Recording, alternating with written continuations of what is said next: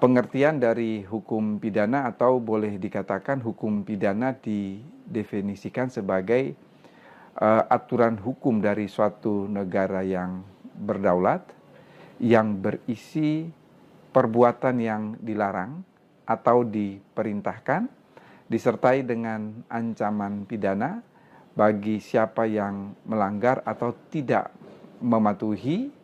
Kemudian kapan dan dalam hal apa pidana itu dapat dijatuhkan, serta bagaimana pelaksanaan pidana tersebut yang keberlakuannya dipaksakan oleh negara. Sebetulnya per definisi atau berdasarkan pengertian hukum pidana tersebut, boleh dikatakan bahwa ini adalah hukum pidana dalam pengertian yang luas. Hukum pidana dalam pengertian yang luas meliputi baik hukum pidana material maupun hukum pidana formil. Mengenai aturan dari suatu negara yang berdaulat berisi perbuatan-perbuatan yang dilarang, kemudian atau perbuatan yang diperintahkan, disertai dengan ancaman pidana bagi barang siapa yang melanggar atau tidak mematuhi, pada dasarnya ini adalah hukum pidana material.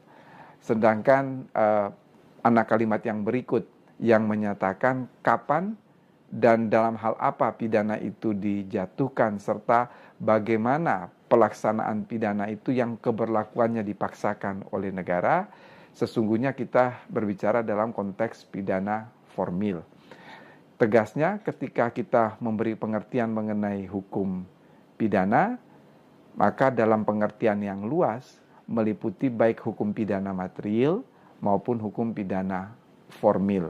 Hal ini berbeda dengan percakapan kita sehari-hari ketika kita berbicara mengenai hukum pidana, maka sesungguhnya yang dimaksudkan di sini adalah hukum pidana dalam arti sempit atau hukum pidana material.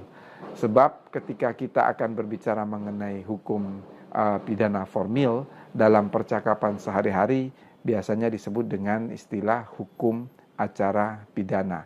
Demikian juga dalam mata kuliah yang tercantum dalam kurikulum semua fakultas hukum di Indonesia, ketika kita mengatakan mata kuliah hukum pidana, sebetulnya ini adalah pengertian hukum pidana dalam arti sempit, hanya menyangkut hukum pidana material, sedangkan mata kuliah yang berkaitan dengan hukum pidana formil biasanya kita sebut dengan istilah hukum acara pidana.